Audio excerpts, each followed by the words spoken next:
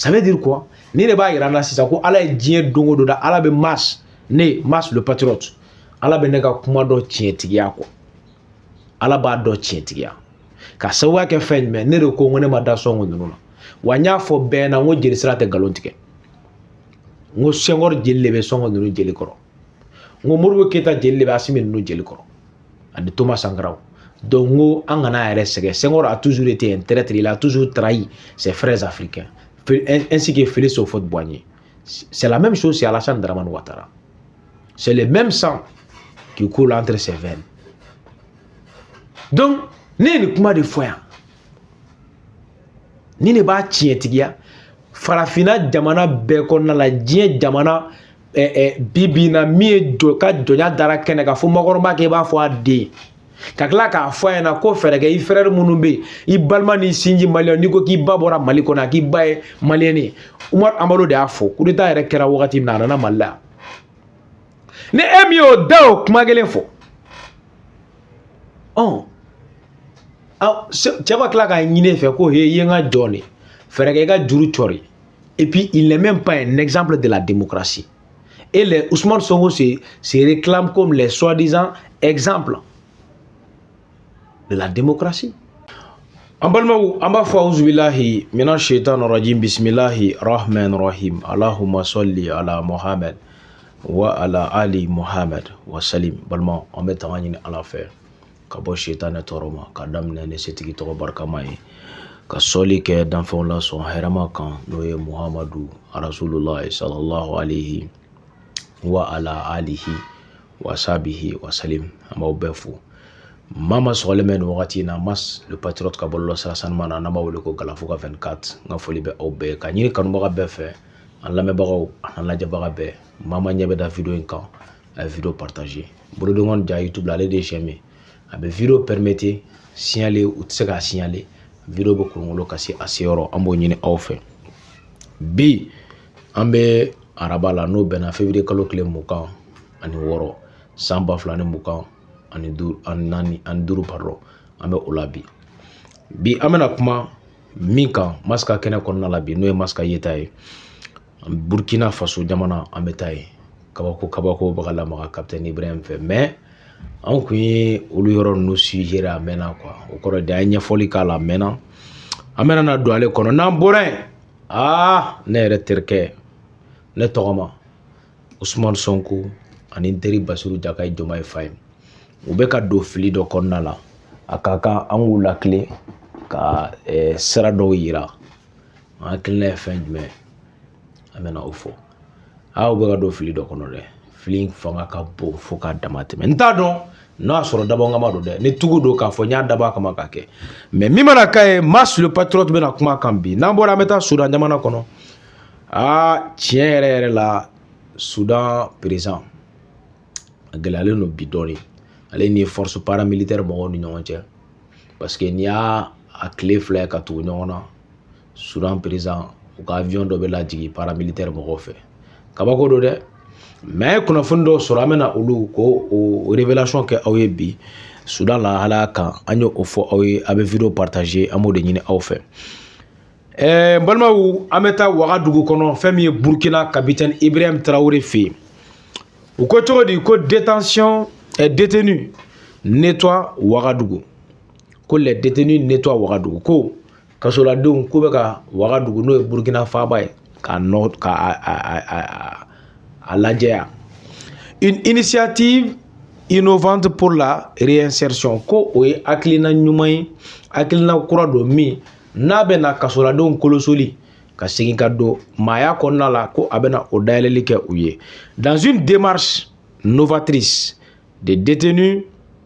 de la prison civile de Ouagadougou ont été mobilisés pour participer au curage des caniveaux aux abords du tribunal des grandes instances. Ko aklinala wulikajɔ kɔnɔna la min ne ale ye wulikajɔw la kura ye kasoladenw ko olu kɔni minnu bɛ Ouagadougou kasobon kɔnɔ olu bɔra ni ka wulikajɔ kɛ ka taa fasodenga minnu bɛ u ka tribunal de grande instance min bɛ o n'a laminiw na komi aw ɲɛ bɛ ja la cogo min na kasoladen ninnu o bɔra ni ka taa o yɔrɔ ko ka o yɔrɔ saniya. Cette opération de travail d'intérêt général lancée ce mardi 25 février 2025 par la maison d'arrêt et de correction de Ouagadougou s'inscrit dans le cadre d'une réforme portée par le ministre de la Justice. A ko tɔgɔ di ko ni wale min filɛ nin ye n'a a yɛrɛ yɛrɛ ni a daminɛla tarata don kunu février kalo tile 25 san 2024 ani 5 o min n'o kɛra Burkina Ouagadougou kasobon o maaw fɛ ni o min ni a bilala okumu jumɛn kɔnɔna la fɛn min ye minisiri min n'o y'u ka kiri minisiri ale ka kunkilennaw n'u ka laɲini n'u ka yɛlɛmaw minnu talen don Burkina détention ko lahalaya kan. Sous la supervision de la Direction générale de l'administration pénitentiaire, cette initiative vise à la fois à améliorer l'environnement urbain et à favoriser la réinsertion des détenus. Ko ni akilina in n'a bilalen bɛ u ka Direction générale de l'administration pénitentiaire n'o y'u ka direction min ne ale yamaruyalen bɛ maa minnu bɛ yen n'olu bɛ lasago n'u ye walejugu dɔw kɛ minnu ni sariya tɛ bɛn a bɛ bila olu ka o hukumu o kɔnɔna la olu ka kunkilenna kɔnɔ. O kɔnɔna la ko a dabɔkun tɛ dɔwɛrɛ ye ko ka se ka Burkina jamana yɛrɛ ni ka a duguba fanw k'olu lajɛya k'u saniya ani ka se ka kasoladenw ni ka se k'u kɔlɔsili k'u segin ka don hadamadenya kɔnɔna la u kɛlɛ kilasiw kaso kɔfɛ donc ko a bɛ don hukumu kɔnɔ. Mais ne mas ne ni fɔ je crois ani sisan cɛ a bɛ wagati bɔ ani sisan cɛ bɛ wagati bɔ ka sababuya kɛ mun ye ne ko à vrai dire quoi révolution hali kasoladenw jɔyɔrɔ bɛ bi na Mali ka kɛlɛ la parce que i b'a sɔrɔ mɔgɔ dɔ bɛ taa kaso la a tigilamɔgɔ mécanicien min yɛrɛ sɔrɔ kaso la tailleur b'a yɛrɛ sɔrɔ kaso la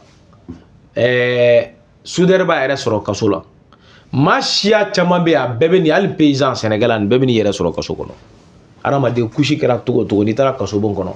i bɛ kusi suguyaw ye min ni min ka baara siyaw tɛ kelen. Ne ma ko ngo n'a ma ɲɛ n'an kɔni bɛ révolution kɔnɔ au lieu que san o san samiya dondaw fɛ fossé dingɛw dɔw bɛ fa a bɔli fo population dɔw de bɛ ŋaniya siri dugu jeune dɔw de bɛ fara ɲɔgɔn kan ne yɛrɛ o exemple caman ye. N'olu farala ɲɔgɔn kan u b'a bɔ i b'a sɔrɔ a dɔw b'a bɔ k'a bila dugu gitɔrɔn kɛrɛ la mais a tali ka taa lafili o moyen tɛ yen i b'a ye u b'a bɔ ji bɛ tila ka woyo ka don n'a ye tuguni fossé kɔnɔ. Ngo bon ngo pour que olu ka kɛ ngo ne bɛna hakilina dɔ di a tɛ wari demander a tɛ sanu demander a bɛ fɛn jumɛn demander o volonté politique de. Ngo hakilina ye jumɛn nka an ka jamana marabagaw ngo kasoladenw u ka kasoladenw recycler walasa après prison i bɛ préparer ka bila u ɲɛ parce que initiative sugu dɔ don i b'a ye mɔgɔ dɔ bɛ bɔ kaso kɔnɔ ale ka baara ye u yɛrɛ b'a fɔ ko gosilikɛla don a mana bɔ kaso la a bɛ tila ka segin n'o baara kelen ma mais i b'a sɔrɔ parce que a ka après prison ça ce n'est pas préparé. Bon ni dun ye après prison ta k'a lajɛ tailleur misali la ni tailleur taara don kaso la bolola baarakɛla don non seulement a bɛ kɛ degun ye a ka denbaya ma parce que tiɲɛ don hali n'a ye sariya sɔsɔ sariya ɲangili kan ka bɔ a la an tɛ mɔgɔ la encourager o la dɛ o kan ka kɛ mais i b'a sɔrɔ ale ka denbaya wagati la u bɛ gɛlɛya sɔrɔ. Ne ko n ko tailleur minnu bɛ kasobon kɔnɔ président ministres directeurs régionaux a n'an ka institution bɛɛ u bɛ base ngara minnu ni fini ngara minnu don n k'u ka fɛɛrɛ kɛ u ka an yɛrɛ ka Toba Sankara ka 3 formules in ta production consommation transformation and consommation locale. Ne ye nin de fɔ nka an ka taga ni o ye. Donc n'o kɛra sisan an yɛrɛ ka kɔba fini minnu bɛ yen ani an ka donkɔnɔ ka fini minnu bɛ yen nka an b'olu ta kasoladenw bɛ se k'u kala non seulement a b'an ka culture rehausser k'an ka culture représenter bamananw ka tabiyaw bɛ k'a la an ka gouvernement maaw b'o exiger wa n'an ka institution an ka bɔ tubabuw ka karavati n'u ka veste kɔnɔ nka an k'olu don kelen o la i b'a sɔrɔ wari min bɛ bila misali la ɲɛmaa bɛ to ka n'o ye an ka institution ɲɛmaaw n'an ka directeur olu bɛ wari min don fini na u bɛ se ka to o fini san misali la ne fini ye 10,000 ye fini bɛ se ka feere hali olu ma 80. O 80 na jamana be 4 bila ye 4 dɔ ye jamana bɛ se k'i mago ɲɛna ye k'a ka économie dɔ relancer n'o ye kɛrɛfɛ wa a bɛ kɛ économie fɛnɛ état bolo donc n'o kɛra o 4 bɛ bila ye misali de don jamana marabagaw bɛ se sisan ni kasoladen bɔtɔla don ni terre don donc ka sina ka a bila ka taa terre so dɔ dayɛlɛ quartier dɔ la ka di a ma a yɛrɛ bɛ yɔrɔ min fɛ n'o kɛra a bɛ contribuer o impôt la a b'o impôt sara o ye jamana ka caisse alimenter donc a kan ka n'a bɔra kaso la ole k'a kɔnɔna ka fili a ka tila ka segin walejugu kɔrɔ in ma a b'a kisi o ma n ko jamana bɛ atelier ɲini ka terre minɛnw san ka di a ma o wari in na hali n'a ma d'a ma k'a ka taara juru bɛ don a la donc a b'a sara dɔɔni cogo min a b'o réclamer jamana ye o fondi wurulema in bɛ to yen kasɔrɔ fɛn mana bɔ a bɛ kɛ ten ni mécanicien yɛrɛ fɛnɛ don mécanicien bɛ t'i yɛrɛ sɔrɔ kaso la donc ka garage dɔ fɛnɛ kɛ n ye tailleur ya fɔ ɲɛna ka tailleur sow dayɛlɛ kasow kɔnɔ donc olu ka kɛ ten ani garage dɔ ka dayɛlɛ a garage bɛ kɛ sous forme de prison mécanicien misali la ala ka u kisi dɛ mais comme kaso bɛɛ dama ka k'a la donc ni u taara kaso kɔnɔ donc olu fɛnɛ bɛ jamana ka mobile entretien bɛ kɛ yɔrɔ minnu na ka tulu falen ka pinɛ falen ka batterie falen ka moteur ni fɛnw labɛn donc olu bɛ bila o yɔrɔ la jamana bɛ o musakaba min ta san kɔnɔ ko o bɛ taa ko marché bɛ dɔ bolo a bɛ jamana kisi o ma o musaka in na sa misali la ne jamana ka mobile entretien bɛ kɛ 1000 donc jamana bɛ 5000 sara o 5000 la 2500 o bɛ se ka bila ye ka 2500 jamana b'o kɛ mago wɛrɛ pour que ka se k'u ladumuni ni a ye donc n'o kɛra sa 2500 mécanicien dɔ bɛ n'a ka kaso bantɔ la don donc a bɛ jamana ka entretien kɛ a bɛ contribuer jamana ka économie na jamana bɛ économie kɛ n'o wari ye a filanan jamana n'a tilala o le k'a kamana ka gabara sɔrɔko la jamana bɛ se ka taga dayɛlɛli kɛ a ye yɔrɔ dɔ la donc ka atelier dayɛlɛ ka d'a ma n'o ye garage ye donc a bɛ o wari ka matériel san ka di a ma surtout an bɛ don min na komi bi mobile dɔw bɛ ka na ni nouvelle technologie ye o formation bɛɛ bɛ se ka k'u kun kaso kɔnɔ k'u kalan o la n'u kalan o la n'u bɔra u bɛ taa garage bɛ dayɛlɛ ka d'u ma u bɛ impôt sara o yɔrɔ la wa matériel min bɛ san ka d'u ma u b'a wari sara dɔɔni donc o ye système ye bon sɛnɛkɛla ta ka ole kɛ sɛnɛkɛla bɛ minɛ ka taa kaso la sɛnɛkɛla misali la même misali di an fa Bakari Togo la donc ale bɛ ni comment on appelle comme ale bɛ bɛrɛ la bon n t'a dɔn n'a sɔrɔ a bɔlen don ou bien n'a a bɛ cogo min bon an fa Bakari Togo la bon ko olu ɲɔgɔnnaw minɛ ka taa datugu donc alors que sɛnɛ dɔnniya bɛ a la bon ka office yɔrɔ dɔ aménager ko yɔrɔ kɛ territoire ye territoire min n'a bɛ sécuriser ni kasoladenw de bɛ baara kɛ a kɔnɔ minnu ye sɛnɛ dɔn ka kɔrɔ donc o mana kɛ u bɛ ɲɔ minnu tigɛ u bɛ malo minnu kɛ san kalo 12 ji bɛ tɛmɛ fɔlɔ fɛ donc u ka malo bɔlenw ni fɛnw état b'a feere 50% état b'o garder 51% état bɛ fɛɛrɛ sugu bɛɛ kɛ ko o wari o bɛ kɛ i b'a fɔ u balo o bɛ bɔ o la donc ni 50% min bɛ bila yen o bɛ kɛ ni min bɔra n'i tilala office fana bɛ se ka d'i ma walima n'i bɛ sɛnɛforo fɛ a ka jamana famille ni dugukolo b'i bolo i bɛ se ka taa état bɛ tracteur ani machine ni fɛnw san ka di i ma donc e fana bɛ contribuer jamana ka autosuffisance alimentaire la voilà des moyens que MAS ne ni proposer ani san cɛ bɛ san depuis wagati jan mɔgɔ dɔw yɛrɛ ne wele ka bɔ fo Mauritanie dɔw yɛrɛ Faransi ko n k'an banba hakilina in kan mais an y'a fɔ k'a fɔ bon capitaine Ibrahim filɛ nin ye i b'a sɔrɔ ale b'an ka vidéo lamɛn donc ale fɛnɛ filɛ nin ye k'i référer hakilina nin kan donc ka hakilina in kɛ nin donc vous voyez capitaine filɛ nin ye sisan parce que munna i b'a sɔrɔ jamana bɛ fasoden kɛ marché di mɔgɔ minnu ma parce que an ka jamana i b'a dɔn an ka kow bɛ ten de ni min fɛnɛ n'o dayirimɛ bɛ marché min na hali n'o y'a sɔrɔ alternative dɔ bɛ yen min bɛ na état de lafiya non tant que n'ale ka intérêt b'a la intérêt commun ale b'o fili kɛrɛfɛ donc voilà o de ye mot ba ye voilà le vrai comment on appelle vice hein de comment on appelle an ka jamana kow la donc olu de kan ka jateminɛ ne ka yeta la ne ma se ka yeta kɔnɔ donc n'o kɛra saba ye mɔgɔ minnu bɛ bɔ kaso la a bɛɛ yɛrɛ bɛ kaso la i bɛ bɔ dɔrɔn i ka réinsertion bɛ nɔgɔya tiɲɛ don atelier a fɔra ko kasoladenw bɛ menuisier ni fɛn ninnu caman dege hali ne ye menuisier min fɔ tan bon n ye exemple ta mécanicien ni fɛn ninnu kan mais hali menuisier i b'a sɔrɔ état ka baarayɔrɔ dɔw bɛ yen o porte entretien a n'a fɛnw o caman bɛ yen a n'a armoire n'a liw donc a armoire n'a a tiroir donc i b'a sɔrɔ olu a n'a bureautique ninnu olu bɛɛ entretien i b'a sɔrɔ a bɛ mɔgɔ dɔw bolo ou bien i b'a sɔrɔ ni dimi tiɲɛna dɔrɔn o marché bɛ dɔ bolo o bɛ na mais n'a y'a sɔrɔ an yɛrɛ ka menuisiers bɛ yen u bɛ se ka chinois menuisier b'an fɛ yan chinois bɛ tabali dilan cogo min na u bɛ se k'a dilan yiri la ten k'a kɛ nɛŋ ye ka di i ma o mɔgɔw bɛ yan donc i b'a sɔrɔ menuisier bɛ t'i yɛrɛ sɔrɔ kaso la mais ni menuisier formé la kaso kɔnɔ a bɛ se matériel minnu dilan armoire fo ka taa se bureautigiw ma ani fɛn wɛrɛw a bɛ se k'olu baara ninnu mécanicien bɛ se ka menuisier bɛ se ka o kɛ ka état ka baara yɔrɔ au lieu que o marché ka taa ten ka wari la taga o wari bɛ se ka économiser ka don wo dɔ fɛ a bɛ se ka don dɔgɔtɔrɔso la a bɛ se ka don fɛn caman na a bɛ se ka don école la a bɛ se ka fɛn caman gérer donc état bɛ se k'o wari comment on appelle o wari in na état bɛ se ka dɔ bɔ a la ka bila kɛrɛfɛ o dɔ bɔ ka bila kɛrɛfɛ ni menuisier tilala matériel bɛ san ka di a ma fu tɛ dɛ a b'a sara dɔɔni ka tila k'a télé dayɛlɛ ka d'a ma a bɛ na quartier min na i b'a sɔrɔ a bɛ impôt sara donc o bɛɛ bɛ quartier ka impôt o b'a voluminer donc ninnu bɛɛ idéw de soudeur fɛnɛ bɛ ten jamana ka baara yɔrɔ minnu bɛ a porte bɛ zone b'u minɛ u bɛ tiɲɛ u bɛ fɛn kɔ mais i b'a sɔrɔ olu marché i b'a sɔrɔ a bɛ di dɔw de ma mais ni kasɔrɔden min n'a sɔrɔ e ye soudeur ye ka matériel d'i ma e k'o baaraw kɛ n'i ta ka fɛn yɔrɔ minnu tiɲɛna i ka taa a b'olu dilan k'a monter ka fɛnw kɛ san kɔnɔ u bɛ taa munumunu san kɔnɔ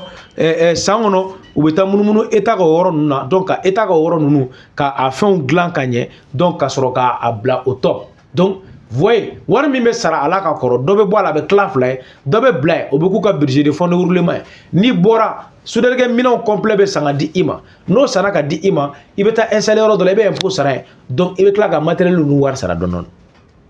wallahi ne mas ne kalela ala la n'a ye nin stratégie kɛ bi e ala jamana jɔ a ma si ka taa kalanba kɛ fo Sorbonne a ma si ka taga fo États-Unis école la non jamana jɔ ye tu sais kunkilenna dɔ ta dɔrɔn o kunkilenna ye f'i ka nɔbɔ a la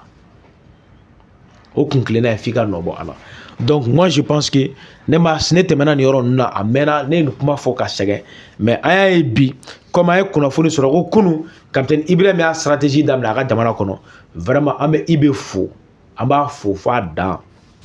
ne mas n ka foli bɛ a ye ka Burkinakaw fo ka na hakilina in na k'Ala ka barika don a la an kɔni y'a fɔ a mɛnna dɛ awɔ ne y'a fɔ a mɛnna a tɛ sɔsɔ dɛ a vidéo bɛ yen ani san cɛ bɛ san caman bɔ balimaw n'an bɔra o la an bɛ taa fɛn min ye Casamance Sénégal jamana balimaw Ousmane Sonko ne yɛrɛ tɔgɔma ale ni n terikɛ Basiru Jakayi Jomayi Faye u bɛ fɛ ka baara dɔ baara tu Sénégal u bɛ fɛ ka baara dɔ baara tu Sénégal mais f'an k'u lakunu quoi kunasini dimanche ou bien kunasini kɔta don dimanche don Ousmane Sonko tun bɛ Guinée Bissau jamana kɔnɔ Umaru Ambalo fɛ min ye pani suma a yɛrɛ kun k'a yɛrɛ niyɔrɔ sara ni ka a suma n'o ye Umaru Ambalo ye Sonko tun bɛ ale fɛ mais délégation dɔw taara ka kɔ Sonko ɲɛ u ye tile saba sigi kɛ tile saba sigi min ne Umaru Ambalo de ye olu ka médiateur ye ni Sénégal kunkanko kuma n'o bɛ taa fɔ Umaru Ambalo de fɛ i n'a fɔ anw ka Asimi pour que jamana ka souveraineté i ka yɛrɛma hɔrɔnya ka k'i ta ye i ka jamana kunkanko kuma o bɛ na fɔ e de fɛ misalila Faransi kunkanko kuma bɛ fɔ Faransi Espagnol ka jamana Barcelone wulila k'u b'u ka indépendance n'u ka fɛnw kɛ a sigi kɛra min Espagne y'a ko sen ka sa a dan na u yɛrɛ ye k'u ka solution ɲini une solution endogène bon n'i bɔra o kɔnɔ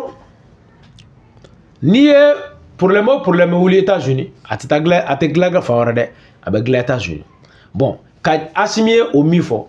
ko Mali kunkanko kuma k'a tɛ taa fɔ Mali ka pays voisin na bilen n'o ye Algérie ko anw ka kuma bɛ fɔ yan de sen na k'o banna bon o ye décision min ye parce que ale de bɛ toli kɛ jamana ka indépendance n'a ka yɛrɛma hɔrɔnya la bon i b'a ye farafinna jamanaw bɛ ten dɛ Libye problème de bɛ ta ka taga n'a ye Union européenne ka t'o discuter Europe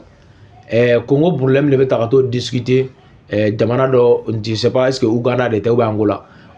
i b'a ye comment on appelle dugu bɔra n kɔnɔ donc i b'a ye olu problème bɛ kɛ ten de donc k'a sɔrɔ o de bɛ jamana ka i b'o ye farafinna de ça ne doit pas se faire ça porte atteinte à la souveraineté d'un État a bɛ jamana ka État a b'a ka souveraineté a b'a bafoué bon Sonko aw nana k'aw ye panafricaniste ye n sɔnna aw ta ma aw ta ye tiɲɛ aw ye panafricaniste ye aw nana ko aw nana de kana farafina ka danbe segi ama aw ye discours que mi ça portait de l'espoir. Les gens ont porté d'espoir sur vous. Et maintenant, ça commence, le désespoir commence à s'installer. Mouna ka savoir que moi, maintenant, n'était pas mort maré. Oh, anga dje, folo anga Ousmane Sonko, anga ouye sigimike na kunchera kuno. Nous accord signé Casamas,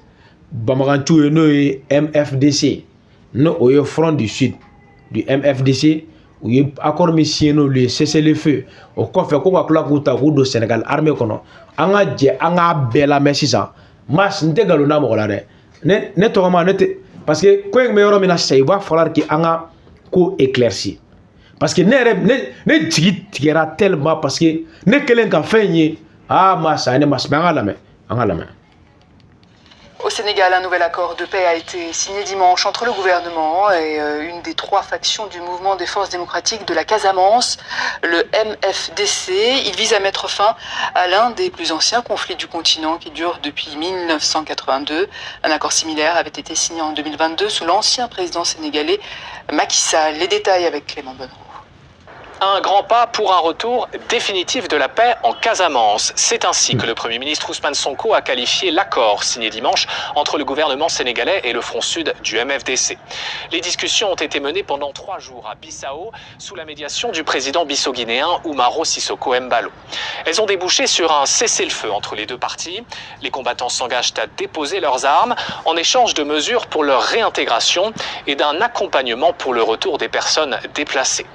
Cet accord fait partie d'une série d'initiatives visant à mettre fin au conflit qui dure depuis 1982, mais la paix définitive n'est pas encore acquise. Il concerne uniquement le Front Sud, car au sein du Front Nord, le MFDC reste divisé. La faction Diakai a déposé les armes en 2023, tandis que celle de Salif Sadio refuse toujours de négocier avec Dakar. Reste à voir également si cet accord sera appliqué. Un texte similaire avait été signé en août 2022 sous la présidence de Macky Sall, sans grand changement sur le terrain. Cette fois, le gouvernement sénégalais mise sur le plan Diomaye pour la Casamance du président Bassirou Diomaye Faye, lancé début octobre. Cette initiative prévoit un investissement de 53 milliards de francs CFA, un peu plus de 80 millions d'euros, pour stabiliser la région. Côte d'Imachido, Diakai Diomaye Faye. Quand il plan de Casamance d'obo, au plan de Casamance kono, ni ne akilna be no jume, ka se ka labɛn kɛ, labɛn min kɔnɔna la ko lafiya ni basigi bɛna Casamance. Bon, ni ye Diomaye ninnu ka taabolo ye, ni ye Sonko ne yɛrɛ tɔgɔma n'olu ka taabolo ye, ka ɲɛsin Sénégal bɛɛ a n'a keleya, ka ɲɛsin Sénégal ka souveraineté min n'a a bɛ o da kɔnɔ, n'olu b'a la ko olu ye état souverain, ni ye olu de ka kɛwale. Bon, ni yɛrɛ discussion in jate minɛ cɛ farafina kɔnɔ kɔni ne cɛ kuma dɔ la ne mas bin sigi ka miiri de quoi i b'a fɔ ko an ɲɛ de tɛ ko la Ousmane Sonko e bɛ se ka taa cogo di Amalo yɛrɛ u ka kuma la ko ba mun yɛrɛ donc a b'a hakɛ to donc ko ba ma se k'a yɛrɛ datugu kuma tɛ k'a fɔ ko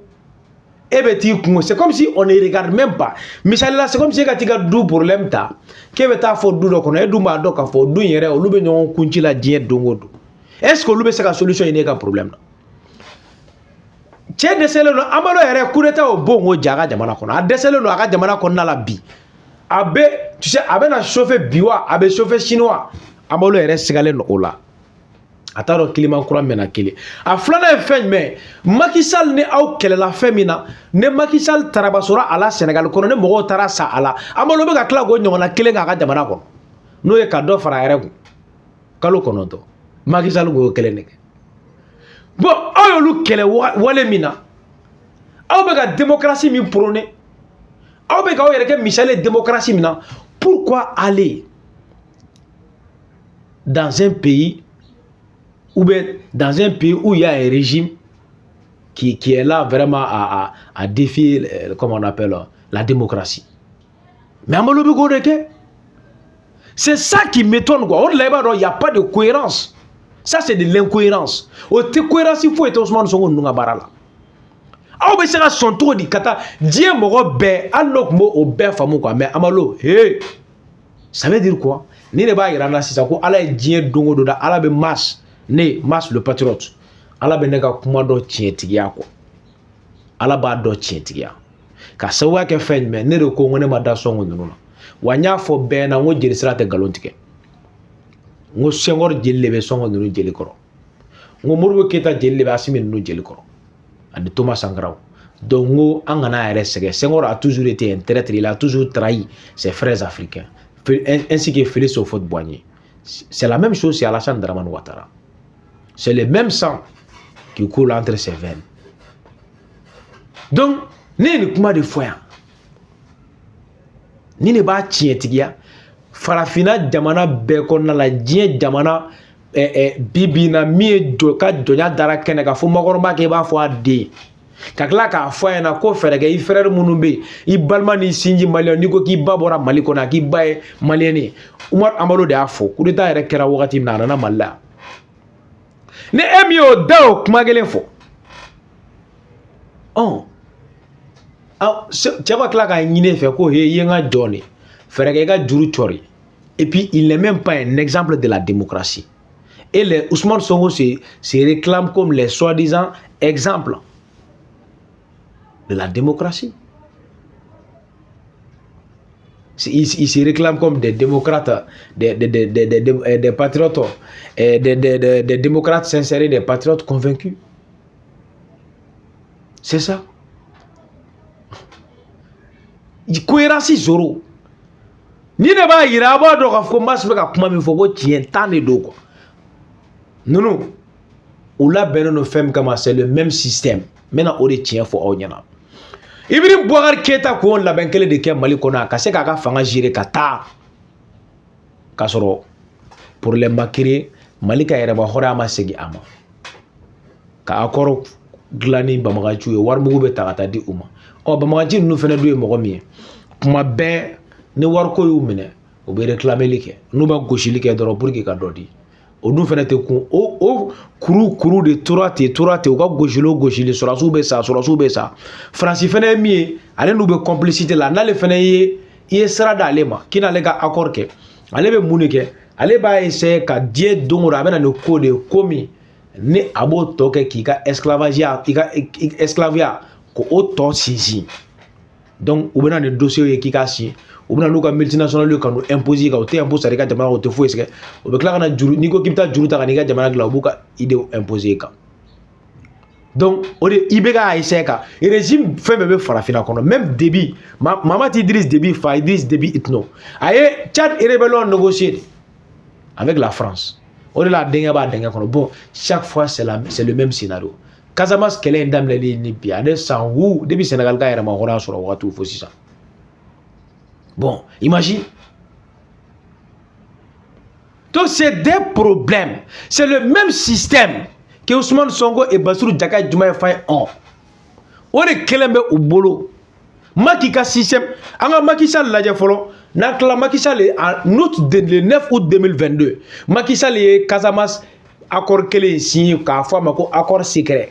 yɔrɔ y'a dɛ accord secret o kɔrɔ di k'a kɔnɔfɛn tɛ yira mɔgɔ la o jumɛn an y'a négocier de ko ye ne Macky Sall n ka n ka fanga kɛ n ka taa a kana mɔgɔw gosi a kana foyi kɛ an ka accord in baratu ten a mɔgɔw wari minɛ a filɛ nin ye bon an ka taa n'an ka ci ne ka se ka n ka san damadɔ kɛ ne ka taa mɔgɔ min bɛ na o b'a fɔ voici les problèmes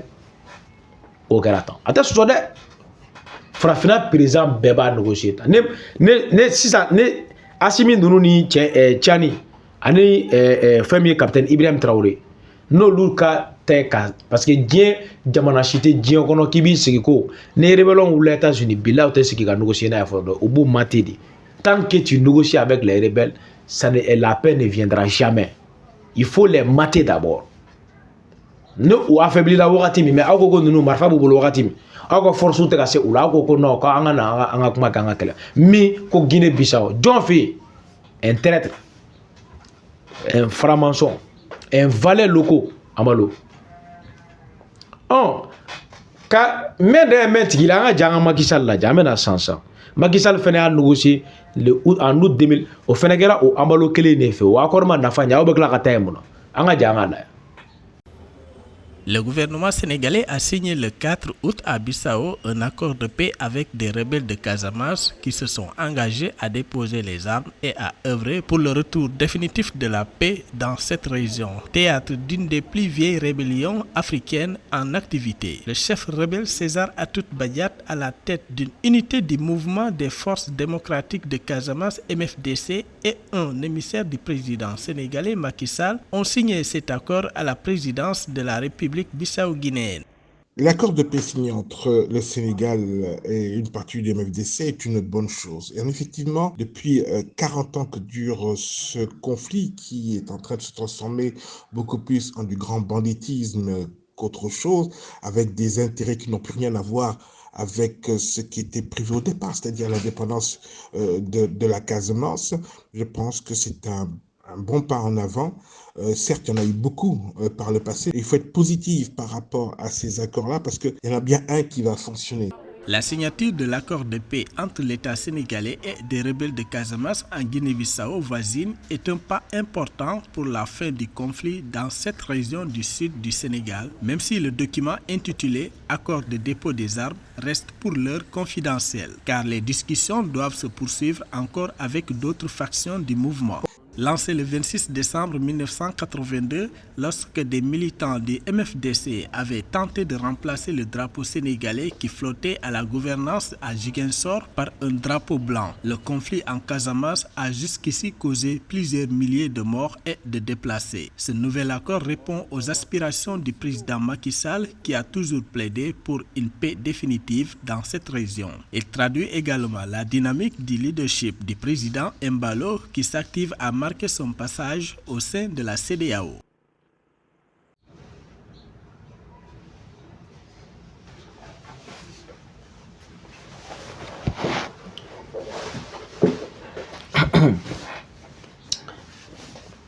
Ola balmaw an bɔra sisan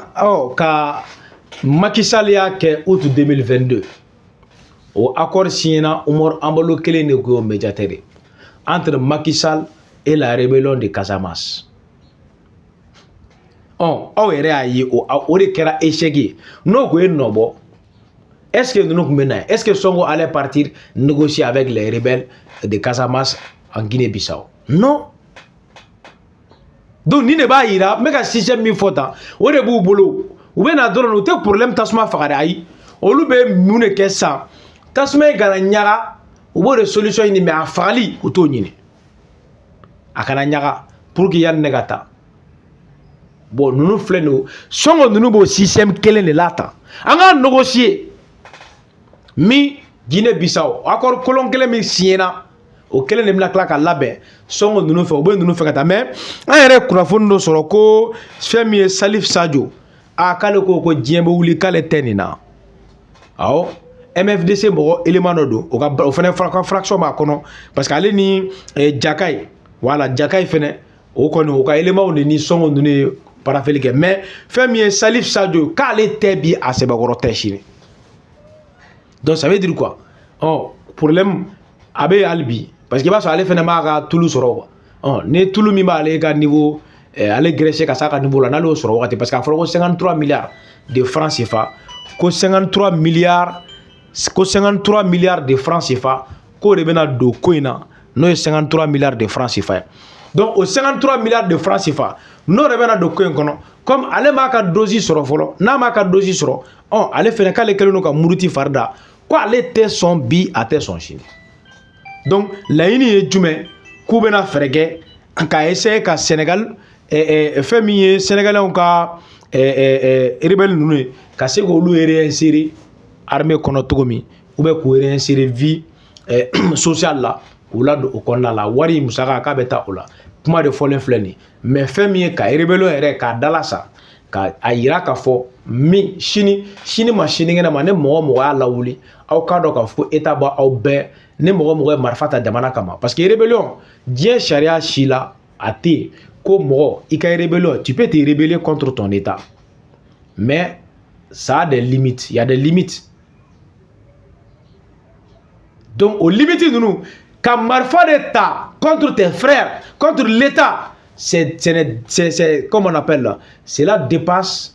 la conviction même des rebelles. Les rebelles ont conviction qu'on a là. C'est devenu maintenant, comme on appelle, quel est ça ennemi. Mais on peut négocier nous les, quand sigi taballa. Et puis, quand la souveraineté bafouée, au même temps, c'est tant chanté par Ousmane Sonko et Bassirou Diomaye Diomaye Faye. C'est une honte. Surtout mon fait qui n'est pas un exemple de la démocratie. Oumar Ambalo. On est Macky Sall qui est la mine avec un panneau sur ma réponse. Macky Sall qui a souma à Kuntogo. N'a pas cour constitutionnel à stopper. Donc, il y a encore secret ni ne signé ton flé pour que son nous me se gouga fanga kekata. Ni ne ba ira peuple sénégalais la ko. C'est 6e coron de B, ça, au de B. Attends, ce sont de B. Depuis ce mort, cléphobie. Au 6e de B. Ama élément de. Ama élément B. Donc, on a mis ça à mes fonds, Babou Lambalma, Oeni. On a beau qu'on a mis ta famille Soudan. Tiens, la famille Soudan présent. Tiens, la galère, nobi. Ce que tu fais, mais la galère, non. Soudanais ou ka armée ka avion no jigina kunu. Je crois à menga vidéo là mais ma ayoro la teme awye Soudan. Oh bien fle ka kunafoni soro tuguni ku ye femi Abdel Fattah al-Burhan mena kununta kala ko mais kunu ne ma songa kuma fo okoko dans la capitale de Darfour du Sud. Niala, un avion IL-76 appartenant aux forces armées soudanaises Abdel Fattah al-Burhan a été abattu dans la nuit par les forces de soutien rapide. Oui, au Fatah. Bita, Balmaou, au Fene Flana et Tougouni, mais au Fene Kala Auko, mais Kotodi. Un deuxième avion militaire soudanais s'écrase en 24 heures près de Omdurman, au Soudan. Des officiers de l'armée soudanaise étaient à bord. Ce crash intervient en pleine escalade des combats entre l'armée soudanaise et les paramilitaires d'Andan, ni au Kunafun de Fleur. Bon, sans mentir, ni a avec Masira, parce que mon ne kuma une révélation que an wakati sa ab wakati jambo parce que Émirats Arabes Unis da ñini Tchad fait ko Tchad ka espace do di uma uni Soudan cela la ko be fe ka base do sigi ko base ko na ga fin mais ko c'est pour l'action humanitaire, les déplacés, aider les déplacés, les blessés de guerre, donc ko mena aide humanitaire ani distribuer des médicaments, donc ko mena no système.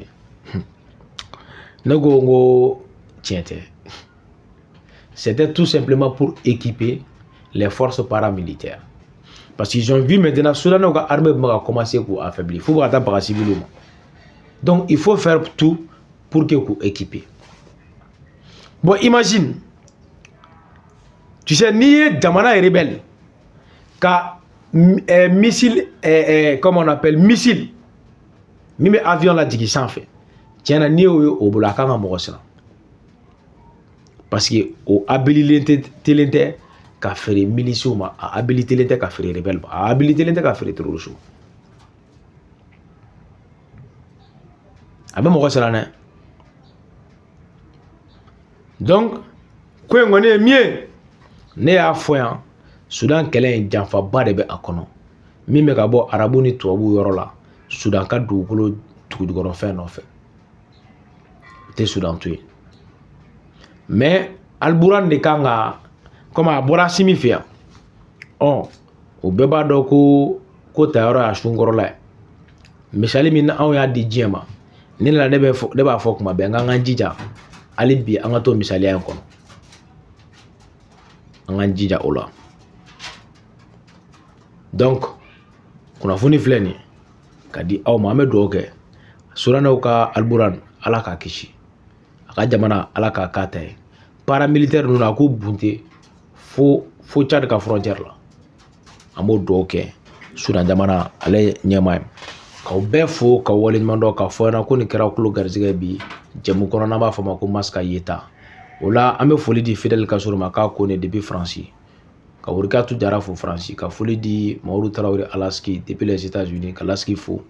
ka foli di fɛn min ye Kolokani Tijani Balansi an b'a fɔ an'a muso Umu Kɔnɛ ka foli di n yɛrɛ ka cɛkɔrɔba ma Sayidou Traoré depuis Sénégal Dakar k'Ala ka kɛnɛya kɛ an n'a ye ka tila ka foli di fɛn min ye Docteur Mariko États-Unis ka bɛɛ fo ka bɛɛ waleɲuman dɔn